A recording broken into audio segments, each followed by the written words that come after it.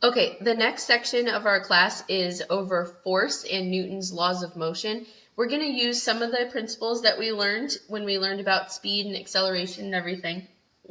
We're going to use those again. And I know that you guys have at least learned this a little bit because I've heard you use these vocab words. I think you learned it in 6th grade, so it should be somewhat familiar. So force is basically just a push or a pull that's applied to an object. So if I'm playing tug of war with somebody, we're both going to be pulling, trying to get the other one to move. However much force we can apply to it will affect how much it moves. In the net force, the net force is basically when the two or more forces act on it. So is it going to move?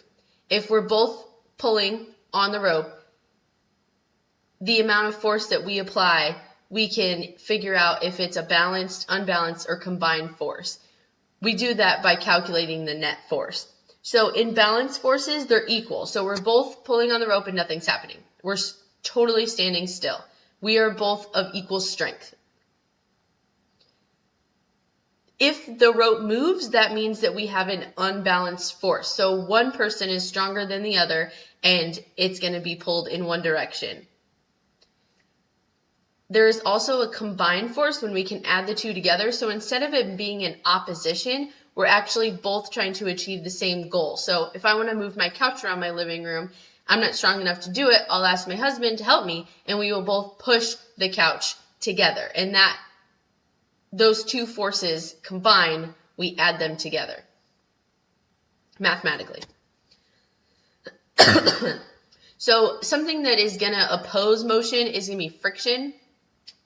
As you can see in the definition, it's just a force that opposes the sliding motion. So there are 3 types of friction.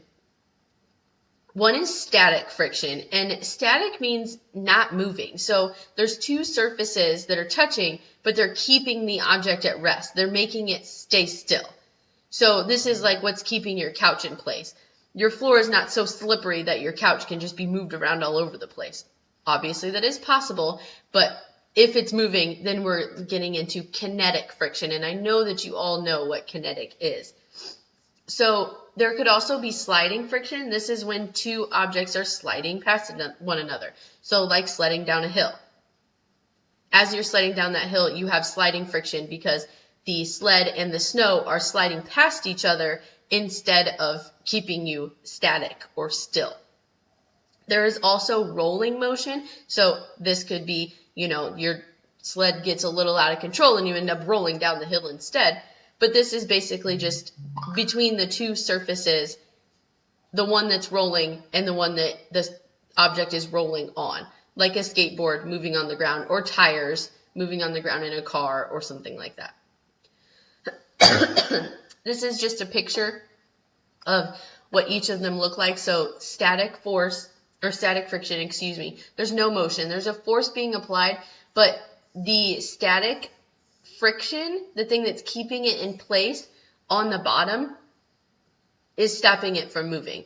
So like if you're trying to move, like a cardboard box on carpet is actually kind of hard to move until you put enough force to overcome the static friction, then you're into kinetic. There's also sliding motion, which means that there's a force that's applied and we're able to slide it across. There's enough force to push it across. And then there's the rolling motion, and this one's pretty self-explanatory. The force creates that rolling motion, and we have friction between these 2 points, but this is much easier to overcome than this is because of how much surface area is actually touching the floor or road or whatever it is that we're talking about. So rolling motion is easier. It takes less force to move that object. So there's also air resistance, which is actually like fluid friction. So fluids are gases and liquids. So air resistance goes under the fluid friction because it's gas, a bunch of different gases.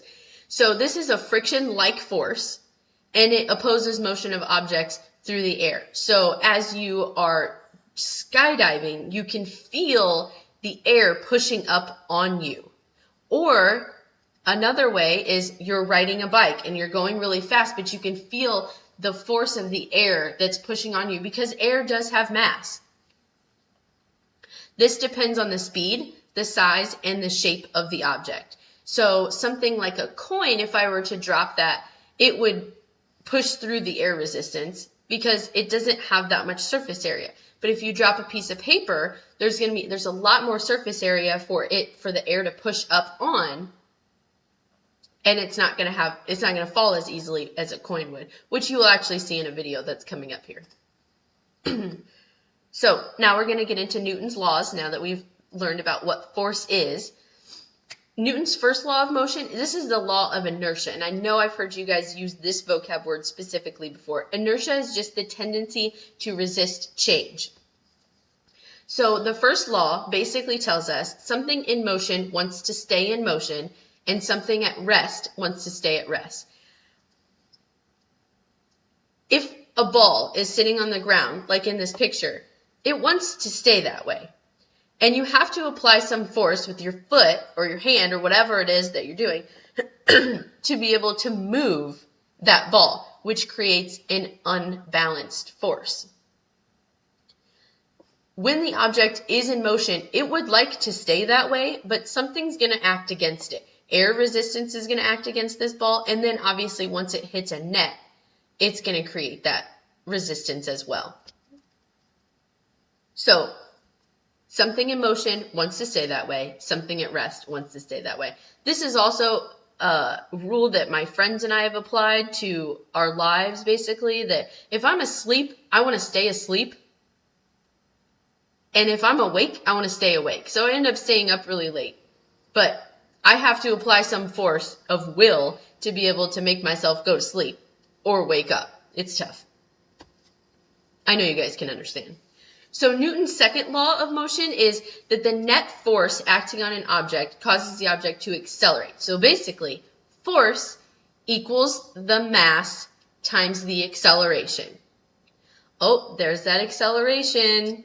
This is measured in newtons. So basically what it is that the amount of force that this dude is applying to this car will cause it to accelerate, but not as much as it would cause this lawnmower to accelerate because this car has a higher mass than this lawnmower.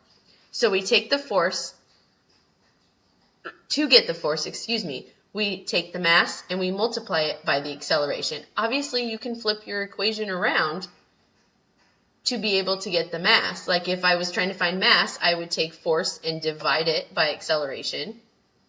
Or if I was trying to find acceleration, I could take the force and divide it by the mass. This is measured in newtons, and newtons are kilograms times meters per second squared. You kind of just smush these together. It's called a newton. Obviously, you can understand where that name comes from, but you just smush the units together and you put a multiplication sign in between. Sometimes they do that in physics. So Newton's third law has to do with momentum, and that for every action there is a equal but opposite reaction. Equal but opposite. That is something I really want you guys to hammer into your brains. Equal but opposite. So as you can see, there's an action, shooting a gun, and there's a reaction, which is the recoil, that's going to push you back or push the gun back.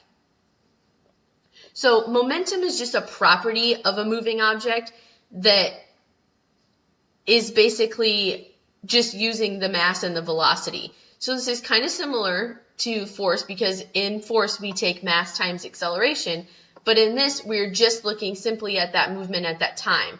So the momentum is the mass times the velocity, not the change in velocity like acceleration is. All right, so gravity is applicable here. We're talking about forces. So gravity actually exerts an attractive force. They pull towards each other, but it depends on the mass and the distance between the objects. So if you notice here, we have our little dude. I'm assuming this is the sun. I don't know. Just a cartoon. And our two planets here that are going to revolve around the sun. And then we have the moon that revolves around us. This happens because the Earth has a high enough mass that it's able to attract the moon and pull it into its gravitational field.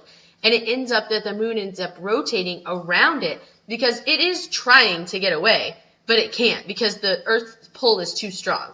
They like each other. The moon pulls a little bit on the Earth too, which is how we get tides. I'm hoping that you guys had learned that last year in kind of your Earth science section of 7th grade. So basically, the greater the mass, the stronger the gravitational force. We only have one moon revolving around our Earth, but the sun is so big that it's able to keep all of those planets in line in these awesome, like, I find that amazing that the sun is so big that it's able to keep all of these planets in line in these orbits. I mean, because also we have moons that are orbiting around those planets too. There's other things that are in orbit with the sun as well, like other items, but basically we mostly talk about the planets. Wow, I can talk. So, do heavier objects fall faster? I want you to watch these 2 videos and come back to me with that answer. But notice on this right here, this is a unit for acceleration. But I want you to watch those 2 videos. I'm going to skip that and we're going to come back to this slide in the notes. So, when we go over the notes, excuse me. So also we're going to talk about projectile motion. So this is anything that is thrown, detention, or shot through the air. I always talk about this whenever you guys throw stuff. I say that it's left in a projectile motion. So basically that it's following a curved path. And as you can see, kicking this football, there is a horizontal path and there's also a vertical path, which creates this nice smooth projectile motion. We're going to talk about that as well. And then also centripetal force, which is something that I'm sure you guys have heard of before and is similar to the way that the planets orbit around each other. Sorry about my cough, guys. I know that's annoying. So basically this is just moving towards the center of a curved path. So you're standing in the middle here and you have a ball on a string and you're going to spin around in circles. The path of inertia, the thing that's going to make it wants to keep going in that direction, is going to be out. However, the centripetal force, the fact that it's attached to your hand, is going to end up pulling it in this circular motion instead, towards the center, towards where you are. It wants to go out, but it can't because of the centripetal force. And that is our last slide. Those of you that watched this video today, please bring me a piece of paper with your name on it and a little smiley face, and I will give you extra credit.